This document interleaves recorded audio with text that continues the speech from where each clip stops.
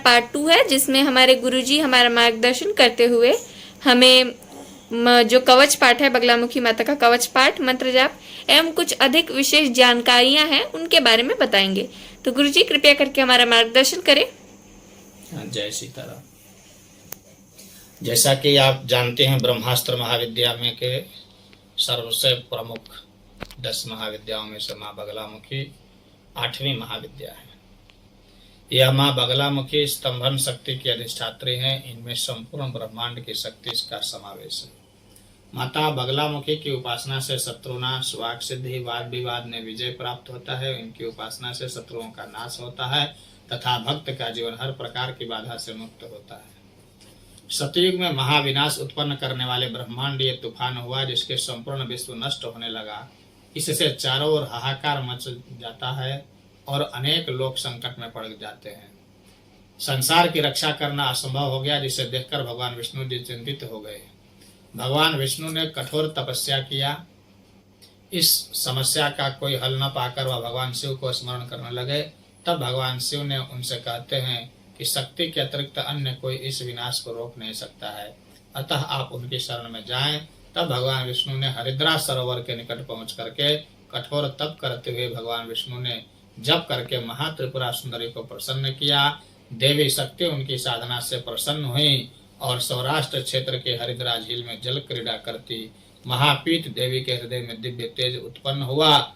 उस समय चतुर्दशी की रात्रि को देवी बगलामुखी के रूप में प्रकट हुई। पयोलोक के स्तंभिनी श्री महाविद्या भगवती बगलामुखी ने प्रसन्न होकर के विष्णु जी की इच्छित वर दिया। तब सृष्टि का विनाश रुका। इन बातों का विशेष ध्यान रखें। आराधना में निम्न बातों का विशेष ध्यान रखना चाहिए। साधना में पीत वस्त्र धारण करना चाहिए एवं पीत वस्त्र का ही आसन लेना चाहिए। आराधना में पूजा की सभी वस्तुएं पीले रंग की होनी चाहिए। आराधना खुले आकाश के नीचे नहीं करना चाहिए। आराधना काल में पूर्ण ब्रह्मचर्य का पालन करना ही चाहिए, जैसा कि मैंने आपको पहले भाग में भी बताया। साधना डरपोक किस्म के लोगों को नहीं करना चाहिए। बगलामुखी देवी अपने साधक की परीक्षा भी लेती हैं। साधना काल में भयानक आवाजें या आभास हो सकता है, इससे घबराना नहीं चाहिए और अपनी साधना जारी रखना चाहिए। मंत्र साधना। अभी मंत्रों की यदि साधना करना है तो ओम अस्य श्री ब्रह्मास्त्र विद्या बगलामुख्यादिनार्दसे नमः शिरसे त्रिष्टुप छंदसे नमः मुखे श्री बगलामुखी देवताय नमः हृदये ह्रीं बीजाय नमः गुह्ये स्वाहा शक्तये नमः पादयो ओम नमः सर्वांग श्री बगलामुखी देवता प्रसाद सिद्ध्यर्थम न्यासे विनियोगः। इसके पश्चात आवाहन करना चाहिए। ऐं ह्रीं श्रीं बगलामुखी सर्वदुष्टानां मुखं स्तंभिनीं सकल मनोहारिणी अंबिके इहा गक्ष सन्निधिं कुरु सर्वार्थ साधय साधय स्वाहा। फिर ध्यान भी करना चाहिए। ओम सौवर्णा मन संस्थितां त्रिनयनां पीतां सुकोल्लासिनीं हेमावां रुचि शशाङ्कमुकुटां सच्चम्पकस्रगयुतां हस्तैर्मुदगरपाशवज्ररसना संबिभ्रतिं भूषणे व्याप्तांगिं बगलामुखीं त्रिजगतां संस्तंभिनीं चिंतयेत्। फिर से विनियोग करना चाहिए।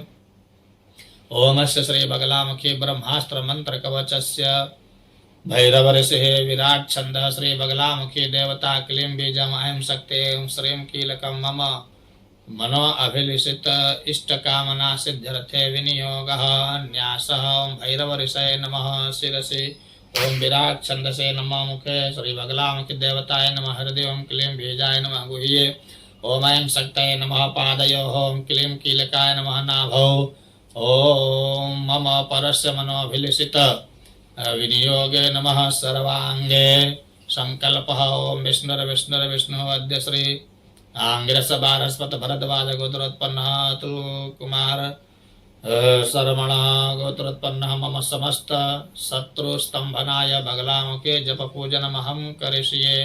तदंगत्वेन अभीष्ट निर्विघ्नता सिद्ध्यर्थम आदौ गणेशादयानां पूजनं करिष्ये। अथ मंत्रोद्धारः। ओम ह्रीं ऐं श्रीं क्लीं बगलानने मम रिपुन्नाशय नाशय ममैश्वर्यकारिणि देहि देहि शीघ्रं मनोवाञ्छितकार्यं साधय साधय। ओम ह्रीं ओम स्वाहा। मंत्रः ओम ह्रीं बगलामुखीं सर्वदुष्टानां वाचं मुखं स्तंभय जिह्वां कीलय कीलय बुद्धिं नाशय ह्रीं ओम स्वाहा। पूजन प्रकार ओम गंधम ओम बगलामुखी देव्यै नमः गंधम समर्पयामि। ओम लम पृथिव्यात्मकं गंधम समर्पयामि। ओम हम आकाशात्मकं पुष्पं समर्पयामि।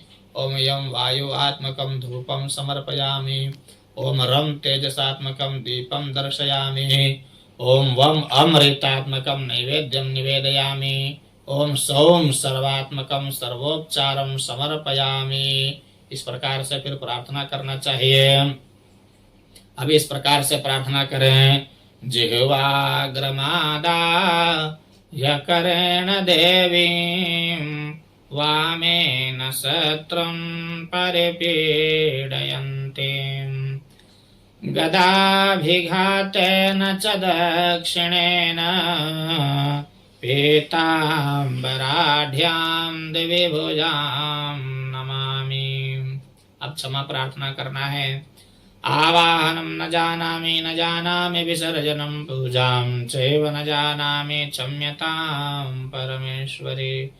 मंत्रहीनं क्रियाहीनं भक्तिहीनं सुरेश्वरे यत् पूजितं मया देवी परिपूर्णं तदस्तु मे।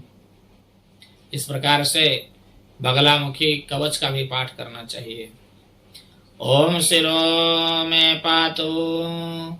ओम ह्रीं ऐं श्रीं क्लीं पातु ललाटकं संबोधन पदं पात्रो नेत्रे श्री बगलानने।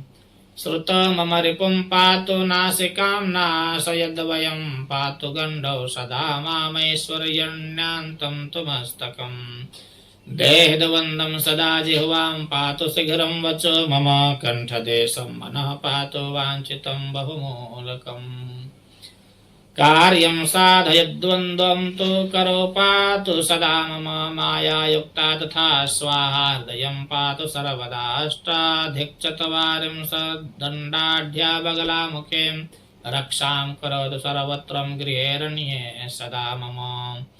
ब्रह्मास्त्राख्यो मनः पातु सर्वाङ्गे सर्वसन्धिषु मन्त्रराजः सदा रक्षां करोतु मम सर्वदा। ओम ह्रीं पातु नाभिदेशं कटिं मे बगलावतु। मुखे वर्णद्वयं पातु लिङ्गं मे मुष्कयुग्मकम्। जानुने सर्वदुष्टानां पातु मे वर्णपञ्चकं वाचं मुखं तथा पादं। षड्वर्णाः परमेश्वरी जङ्घायुगमे सदा पातु बगला रिपुमोहिनी। स्तम्भयेति पदं पृष्ठं पातु वर्णत्रयं मम। जिह्वा वर्णद्वयं पातु गुल्फौ मौकीलयेति च पादोर्ध्वे सर्वदा पातु बुद्धिं पादतले मम। विनाशय पदं पातु पादाङ्गुल्योर्नखानि मे। ह्रीं बीजं सर्वदा पातु बुद्धिन्द्रियवचांसि मे। सर्वाङ्गं व्रणमः पातु स्वाहा रोमाणि मे वतु। ब्राह्मे पूर्वदले पातु आग्नेयां विष्णुवल्लभा। माहेशी दक्षिणे पातु चामुण्डां राक्षसेवतो। कौमारी पश्चिमे पातु वायव्ये चापराजिता। वाराहे उत्तरे पातु नारसिंहे शिवेवतोर्ध्वं पातु महालक्ष्मी पाताले सर्वदावतु। इति यष्टौ शक्तयः पान्तु सायुधाश्च सवाहनाः। राजद्वारे महादुर्गे पातु मां गणनायकः। श्मशाने जलमध्ये च भैरवश्च सदावतु। द्विभुजा रक्तवसनाः सर्वाभरणभूषिताः। योगिन्यः सर्वदा पान्तु महारण्ये सदा मम। इति ते कथितं देवी कवचं परमाद्भुतम्। मधु शर्करा युक्त तिल से होम करने पर मनुष्य वश में होते हैं। मधु घृत तथा शर्करा युक्त लवण से होम करने पर आकर्षण होता है। तेल युक्त नीम के पत्तों से होम करने पर विद्वेषण होता है। हरिताल नमक तथा हल्दी से होम करने पर शत्रुओं का स्तंभन होता है। शत्रुओं का स्तंभन होता है। अब हम बात अगले भाग में करेंगे स्तोत्र और उसके अर्थों के ऊपर। जय सीताराम। जय सीताराम। अगर आपको ये साधना करनी है या फिर अगर आपका कोई प्रश्न है तो कृपया करके डिस्क्रिप्शन बॉक्स में जाकर के आप गुरुजी को कांटेक्ट कीजिए। वहाँ पे फ़ोन नंबर उपलब्ध है, या फिर कमेंट सेक्शन में अपना प्रश्न पूछे। धन्यवाद।